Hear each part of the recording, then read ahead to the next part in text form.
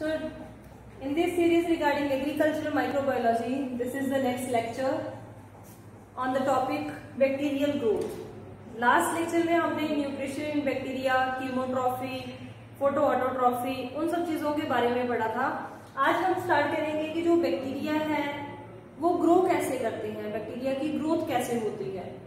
हम सबको पता है कि बैक्टीरिया बहुत जल्दी ग्रो करते हैं, मतलब घंटे के हिसाब से, मिनट्स के हिसाब से, दिन के हिसाब से बैक्टीरिया की ग्रोथ बहुत फास्ट होती है। कैसे होती है वो ग्रोथ, बैक्टीरिया जो है वो कैसे ग्रो करते हैं, क्या पैटर्न है उस ग्रोथ का, वो सारी चीजें इसमें डिस्कस करेंगे। So let's start. हम सबको पता है कि जो बैक्टीरिया है वो डिवाइड करते हैं through binary fission. Binary fission मतलब एक बैक्टीरिया डिवाइड करता है दो सेल्स में, देन फर्दर जो वो दो सेल बने हैं वो आगे डिवाइड करेंगे आगे दो सेल्स में। हर एक सेल आगे दो सेल में डिवाइड करता है, बाइनरी फिशन, दो में डिवाइड कर जाना। तो ये वो प्रोसेस है बाइनरी फिशन जिसके थ्रू जो बैक्टीरिया है वो डिवाइड करते हैं। जब बैक्टीरिया डिवाइड करता है तो ये इतना सिंपल प्रोसेस नहीं होता। सेल है, उसको डिवाइड करने के लिए उसने प्रिपेयर भी होना है, उसने अपने सारे कंपोनेंट्स को डबल भी करना है, ठीक है। जैसे बैक्टीरिया के पास एक क्रोमोसोम होता है तो उस एक क्रोमोसोम को दो में पहले एक से दो क्रोमोसोम बनने पड़ेंगे। एक क्रोमोसोम है, अगर एक ही क्रोमोसोम होगा तो जब ये डिवाइड करेगा एक सेल में तो चला जाएगा, दूसरे में तो क्रोमोसोम ही नहीं आएगा। सो जितने भी कंटेंट होते हैं एक बैक्टीरियल सेल के अंदर, उन सभी कंटेंट को डबल होना पड़ता है पहले, सो दैट जो बैक्टीरिया है वो आगे दो सेल में इक्वली डिवाइड कर सके। जब बैक्टीरिया डिवाइड करेगा तो दोनों डिवाइडिंग सेल्स में वो सारी रिक्वायर्ड चीजें इक्वली ट्रांसफर हो सके। सो अगर हम बैक्टीरियल ग्रोथ की बात करते हैं कि जब बैक्टीरिया डिवाइड करता है, ग्रो करता है, तो ये चीज हम डिस्क्राइब करते हैं with the help of growth curves. In growth curves के अंदर या बैक्टीरियल ग्रोथ कर्व के अंदर हम क्या चीज दिखाते हैं कि जो बैक्टीरिया है जब वो ग्रो करेगा तो ग्रोथ के टाइम पे उसमें कौन कौन से फेजेस आते हैं। एक ही तरीके से ग्रोथ नहीं ना हो जाती। जब बैक्टीरिया ग्रो करना स्टार्ट करता है तो उसकी कंडीशन कोई और होती है, जब वो डिवाइड करने की तादाद पे होता है तब किसी और तरह की कंडीशंस में होता है। सो अलग अलग तरह के फेजेस आते हैं बैक्टीरिया के जब वो ग्रो करता है। उन सारे फेजेस के बारे में हमें कहाँ पता चलता है, ग्रोथ कर्व्स के अंदर। सो अगर हम बैक्टीरियल ग्रोथ कर्व की बात करें, बैक्टीरियल ग्रोथ कर्व में मेनली 4 फेजेस होते हैं। कौन कौन से 4 फेजेस? पहले आता है लैग फेज, फिर आता है लॉग फेज या जिसे बोला जाता है एक्सपोनेंशियल फेज,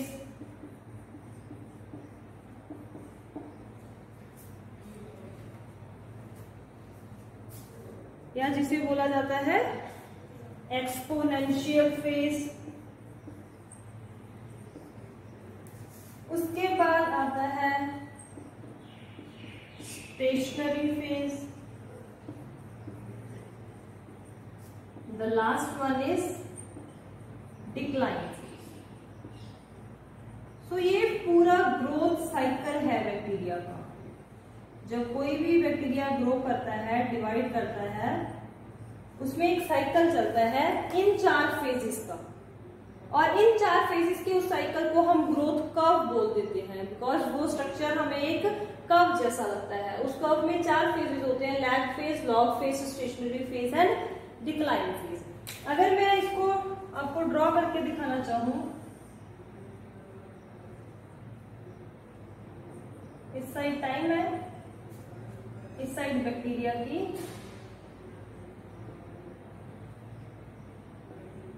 ग्रोथ है, ठीक है।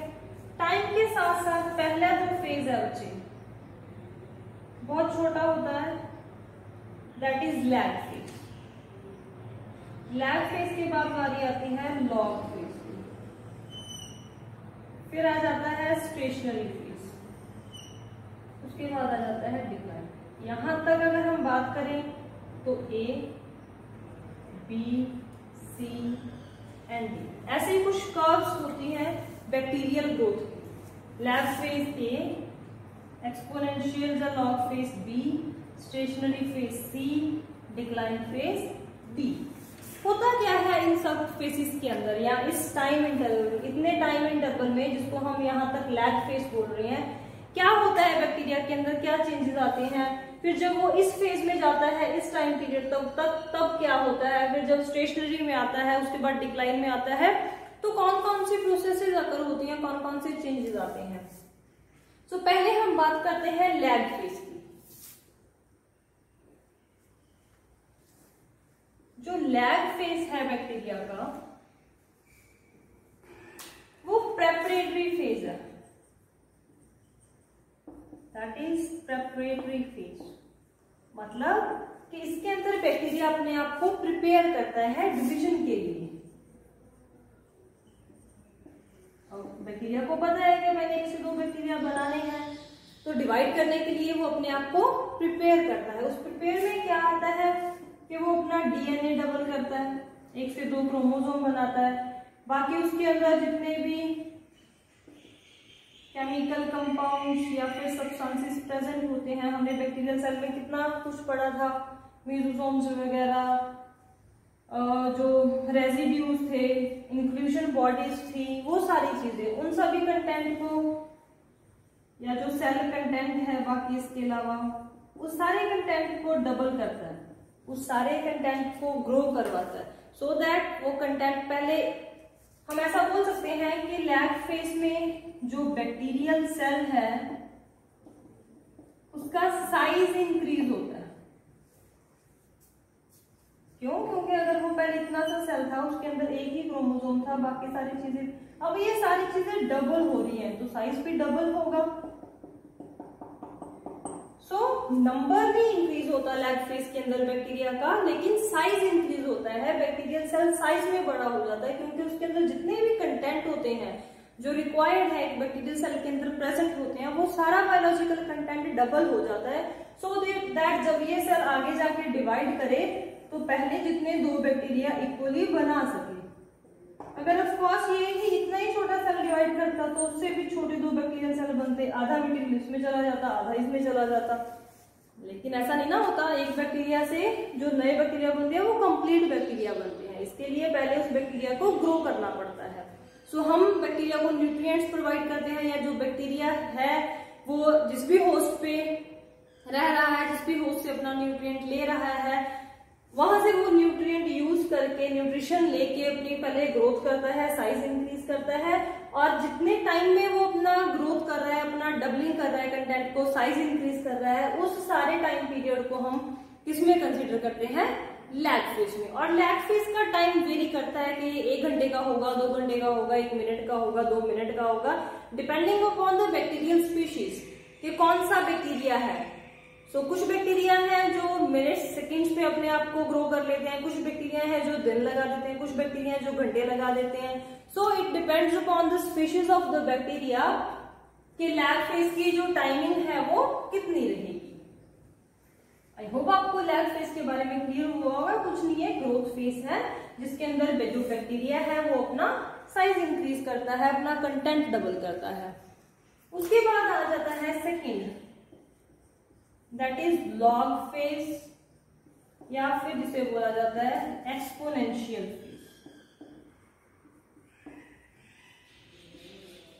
This is the most active growth phase. ये वो फेज है जिसके अंदर बैक्टीरिया बाइनरी फिशन करना शुरू करते हैं, जिसके अंदर बैक्टीरिया डिवाइड करना शुरू करते हैं। अब उन्होंने ग्रोथ कर ली है, अब वो बैक्टीरिया डिवाइड करेंगे। डिवाइड भी कैसे करते हैं, ज्योमेट्रिक प्रोग्रेशन के साथ। ज्योमेट्रिक प्रोग्रेशन मतलब 1 से 2, 2 से 4, 4 से 8, 8 से 16, 16 से 32 ऐसे। 1 से 2 बैक्टीरिया बनते हैं, 2 से 4 बन जाते हैं, 4 से 8 बन जाते हैं, 8 से 16 बन जाते हैं, 32 बन जाते हैं, 64 बन जाते हैं। मतलब इस सीक्वेंस में जिसे बोला जाता है ज्योमेट्रिक प्रोग्रेशन, ऐसे बैक्टीरिया डिवाइड करते हैं।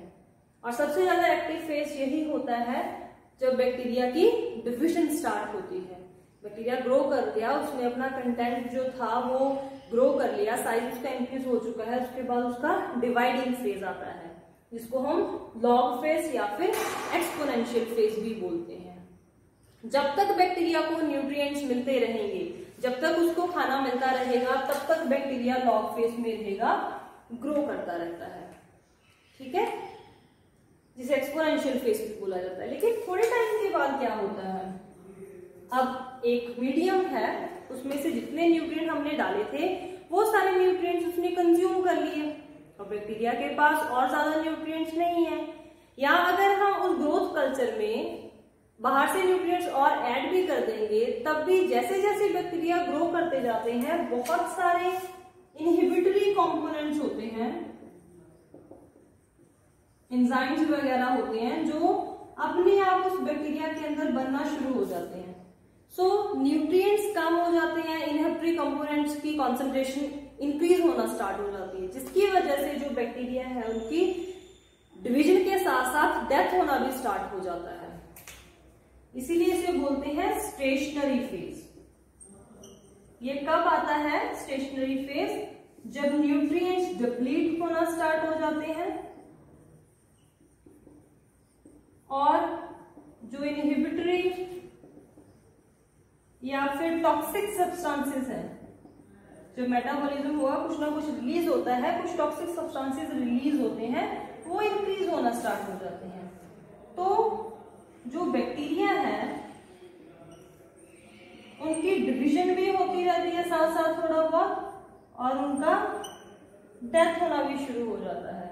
स्टेशनरी फेज पे जितने बैक्टीरिया डिवाइड करते हैं उतने ही बैक्टीरिया की डेथ हो जाती है। सो जो नंबर ऑफ बैक्टीरिया है वो ऑलमोस्ट सेम रह जाता है। ऐसा नहीं है कि ग्रोथ नहीं हो रही, ग्रोथ हो रही है, लेकिन साथ साथ फिर उतने सारे बैक्टीरिया जो है वो खत्म भी हो रहे हैं। सो जो नंबर है बैक्टीरिया का वो सेम रह जाता है, इसीलिए हम उस फेज को स्टेशनरी फेज बोल देते हैं। अब स्टेशनरी फेज के बाद जब न्यूट्रिएंट्स कंप्लीटली डिप्लीट हो गए, न्यूट्रिएंट्स उसे मिल ही नहीं रहे, ना हम बाहर से दे रहे हैं, ना उस कल्चर में जितने थे वो उतने बैक्टीरिया ने यूज कर लिए, उसके बाद आ जाता है डिक्लाइन फेज। डिक्लाइन फेज में क्या है, डेथ रेट इंक्रीज हो जाता है,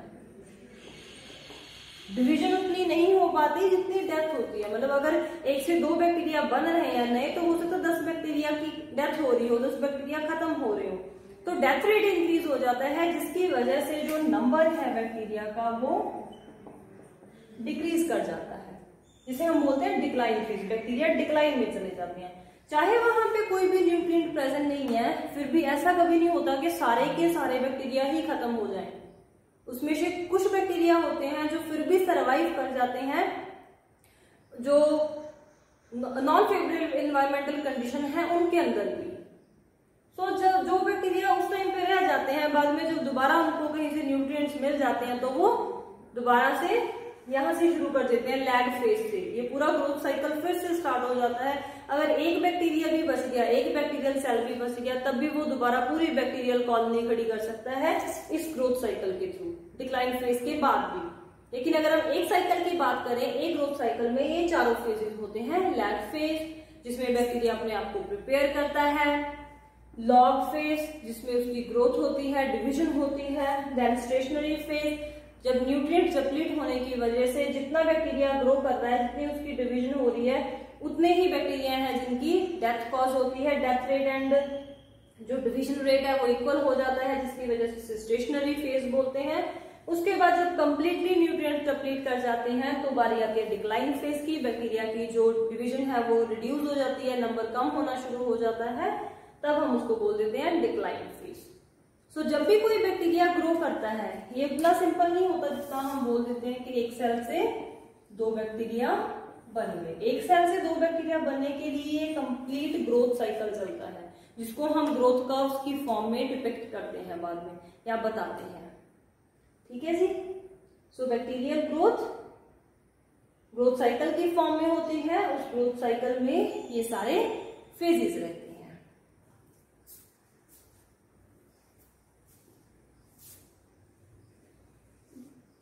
बैक्टीरिया की ग्रोथ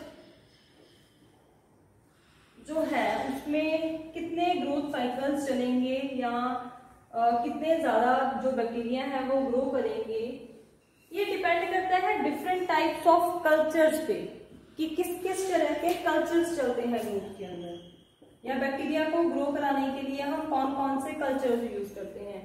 मेनली दो कल्चर हैं बच्चे, वन इज बैच कल्चर,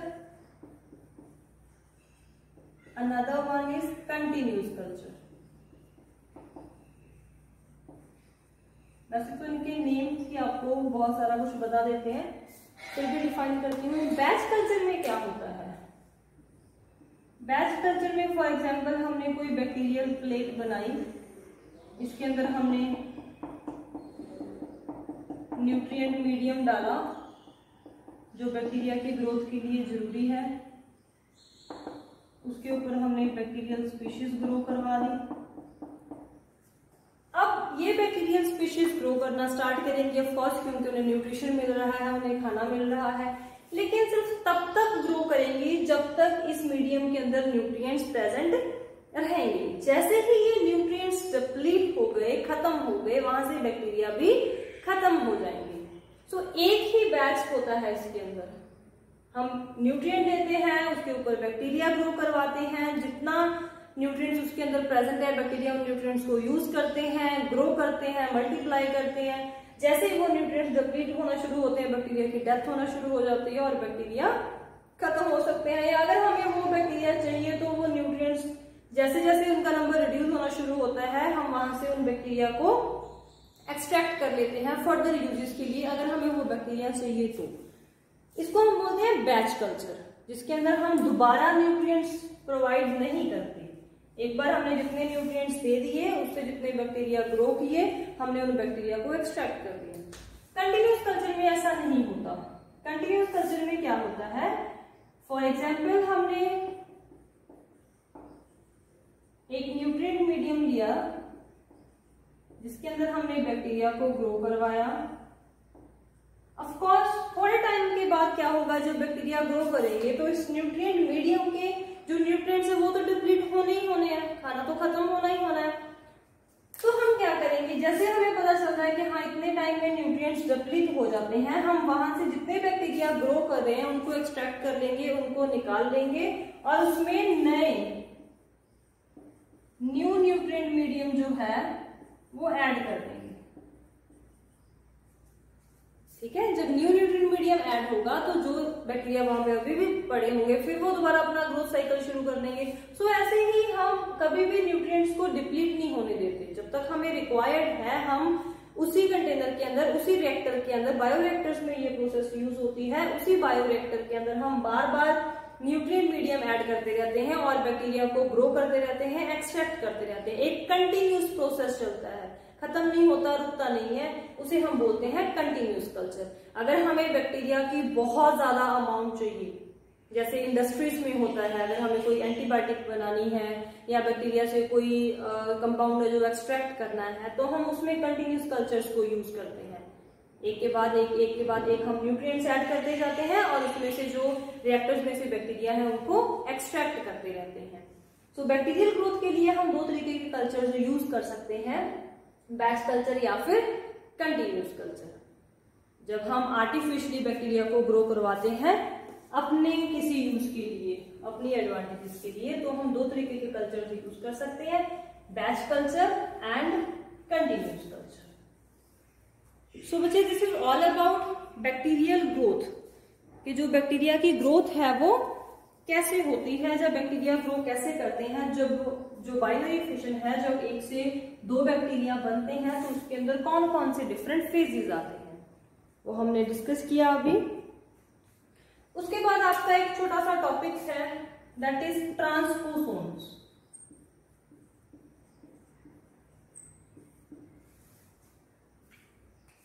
इसी सिलेबस के अंदर आपको एक छोटा सा टॉपिक दे रखा है, ट्रांसपोसोम्स। ट्रांसपोसोम्स क्या होते हैं? ट्रांसपोसोन्स का अदर नेम है जंपिंग जीन्स। ठीक है जी, ट्रांसपोसोन्स को जंपिंग जीन्स भी बोला जाता है। कहाँ प्रेजेंट होते हैं ट्रांसपोसोन्स?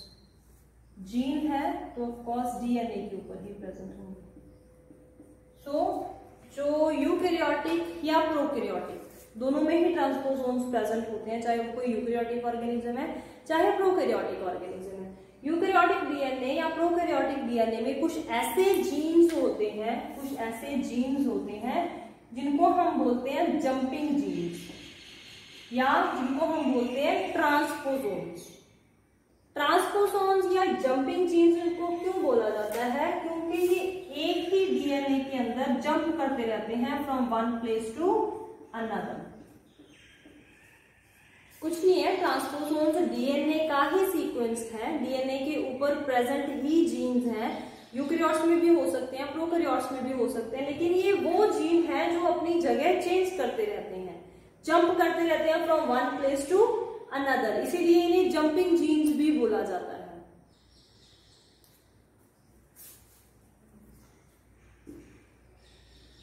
जो ट्रांसपोसोन्स है उसके बारे में सबसे पहले किसने बताया था? बारबेरा मैक्क्लिंटॉक।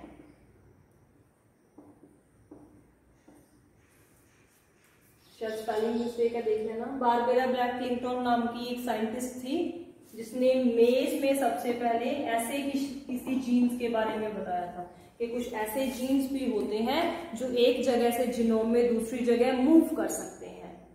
उससे पहले हमें नहीं पता था ट्रांसपोसोन्स के बारे में।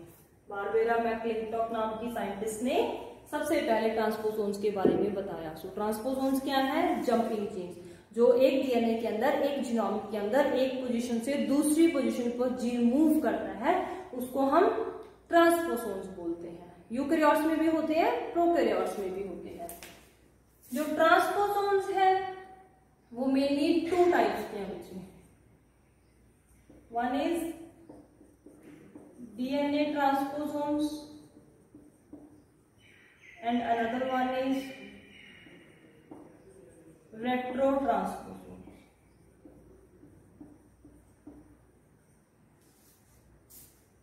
ठीक है जी, डीएनए ट्रांसपोसोन्स भी हैं, रेट्रो ट्रांसपोसोन्स भी हैं।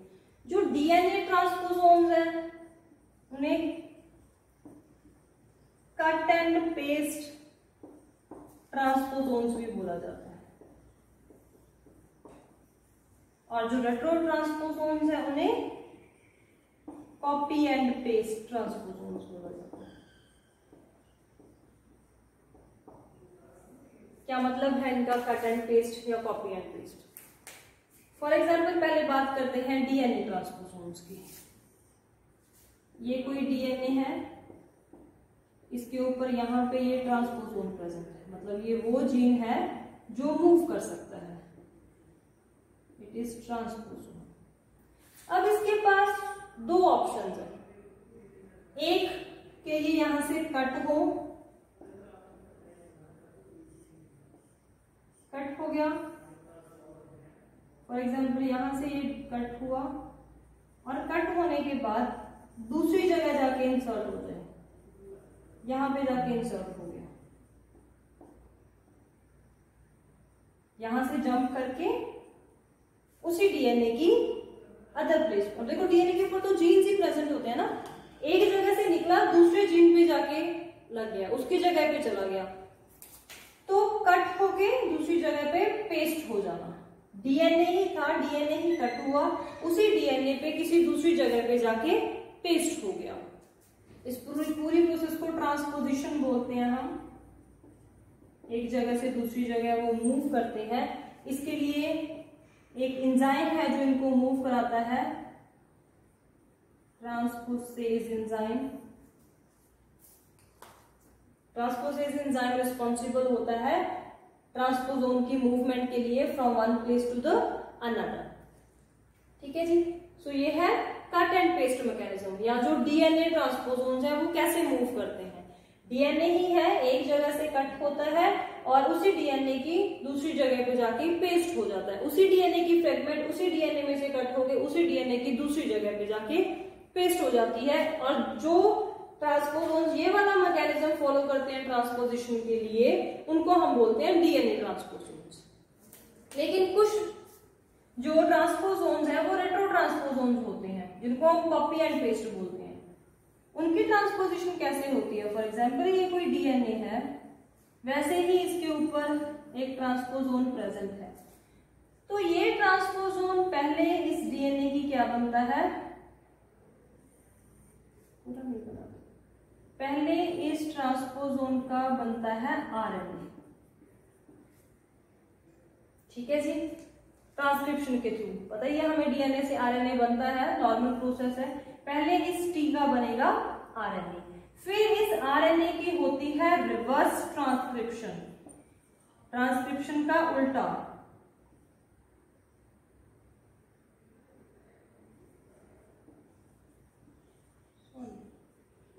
ट्रांसक्रिप्शन, पहले एक डीएनए है, उसके ऊपर एक ट्रांसपोसोम प्रेजेंट है, वो ट्रांसपोसोम पहले आरएनए में कन्वर्ट होता है, फिर इस आरएनए से दोबारा ये कन्वर्ट होता है डीएनए के अंदर। इस जीन की एक नई कॉपी बनती है पहले, लेकिन किसके थ्रू? रिवर्स ट्रांसक्रिप्शन के थ्रू। पहले डीएनए से आरएनए नॉर्मल ट्रांसक्रिप्शन, फिर आरएनए से दोबारा डीएनए रिवर्स ट्रांसक्रिप्शन, और फिर ये आरएनए जाके डीएनए जाके यहां पे भी वो वैसे का वैसा ही प्रेजेंट रहेगा, दूसरी जगह पे जाके भी पेस्ट हो जाएगा। सो ये कट एंड पेस्ट था, पहले यहां से कट हो गई, ये स्पेस खाली हो जाती है और दूसरी जगह जाके पेस्ट होता है। लेकिन जो रेट्रो ट्रांसपोजोन्स होते हैं उसके अंदर कॉपी पेस्ट मैकेनिज्म चलता है। ट्रांसपोजिशन के लिए एंजाइम यही ट्रांसपोजेज यूज होता है। पहले वो जो ट्रांसपोजोन है वो जीन है, उसका आरएनए बनता है, फिर आरएनए से दोबारा रिवर्स ट्रांसक्रिप्शन के थ्रू डीएनए बनता है, फिर ये डीएनए की जो कॉपी है वो पहले वाले पोजीशन पे भी प्रेजेंट होती है, जो नई कॉपी है वो नई पोजीशन पे जाके इंसर्ट हो जाती है, नई पोजीशन पे जाके पेस्ट हो जाती है। इस मैकेनिज्म को हम बोलते हैं कॉपी एंड पेस्ट मैकेनिज्म, और जो transposons copy and paste mechanism use करते हैं उनको बोला जाता है रेट्रो ट्रांसपोजोन्स। दोनों तरह के ट्रांसपोजोन्स बैक्टीरिया के अंदर प्रेजेंट हो सकते हैं, डीएनए ट्रांसपोजोन्स भी, रेट्रो ट्रांसपोजोन्स भी। जो नॉर्मल ट्रांसपोजोन्स बैक्टीरिया के अंदर प्रेजेंट होते हैं दैट इज आईएस, ये क्या है? Insertion sequences. इंसर्शन सीक्वेंसेस नाम के ट्रांसपोजोन्स हैं जो बहुत कॉमन होते हैं बैक्टीरिया के अंदर। ठीक है, क्यों, क्या मतलब क्या है ट्रांसपोजोन्स का, या क्यों होते हैं ट्रांसपोजोन्स किसी बैक्टीरिया के अंदर? जंपिंग जीन्स क्या रोल प्ले करते हैं? जंपिंग जीन्स का एक तो बहुत इंपॉर्टेंट नेचुरल मैकेनिज्म है that is mutations. Transposons DNA के अंदर बहुत सारी म्यूटेशंस कॉज करते हैं। ठीक है जी, कैसे करते हैं म्यूटेशन कॉज? अब देखो, पहले कोई चीज यहाँ पे प्रेजेंट है बच्चे, फिर यहाँ से ये जंप करके किसी दूसरी जगह पे जाके पेस्ट हो गया। अब दूसरी जगह खाली तो नहीं थी, वहां पे भी डीएनए पे कोई ना कोई तो जीन थे, कोई ना कोई तो डीएनए की सेगमेंट प्रेजेंट थी, और वो जीन किसी ना किसी चीज को तो एनकोड कर ही रहे थे। तो जब ये डीएनए फ्रेगमेंट यहाँ से जंप करके दूसरे जीन में जाके इंसर्ट होती है तो उस जीन का जो फंक्शन है वो इंटरप्ट हो जाता है। ये क्या करते हैं? जीन फंक्शन को इंटरप्ट करते हैं। अब जब किसी जीन का फंक्शन इंटरप्ट हो जाएगा तो ऑफ कोर्स उस डीएनए के अंदर म्यूटेशंस कॉज होंगे। ठीक है जी, तो जो ट्रांसपोजोन्स हैं, चाहे वो बैक्टीरिया के अंदर है, चाहे वो किसी यूकेरियोटिक ऑर्गेनिज्म के अंदर है, उनका जो नेचुरल काम है या ट्रांसपोजोन्स करते क्या है इसके अंदर, जंप होने के बाद दूसरे जीन में वो वहां पे जाके जीन का फंक्शन इंटरप्ट कर देते हैं, जिसकी वजह से म्यूटेशंस कॉज करते हैं। लेकिन हम इन ट्रांसपोजोन्स को अपने फायदे के लिए यूज भी कर सकते हैं। अगर हम चाहते हैं, फॉर एग्जाम्पल यहाँ पे कोई डैमेजिंग जीन प्रेजेंट है पहले से जो डिजीज कॉज कर रहा है, हम चाहते हैं कि इस जीन का फंक्शन इंटरप्ट हो जाए, डिजीज ना हो, तो हम क्या करेंगे? ट्रांसपोजोन के अंदर ऐसा जीन डाल देंगे जो हम चाहते हैं कि इसकी जगह पे आए, सो दैट एक तो उसका फंक्शन इंटरप्ट हो जाए, डिजीज ना कॉज हो, दूसरा उसका कोई बेनिफिशियल इफेक्ट भी रहे, तो हम उस जीन को ट्रांसपोजोन के अंदर इंसर्ट करवाएंगे जेनेटिक इंजीनियरिंग के थ्रू। फिर वो ट्रांसपोजोन मूव करेगा, पहले हम ये सारा रीड करते हैं, उसके बाद ही ये वाला जो एक्सपेरिमेंट है वो पॉसिबल होते हैं।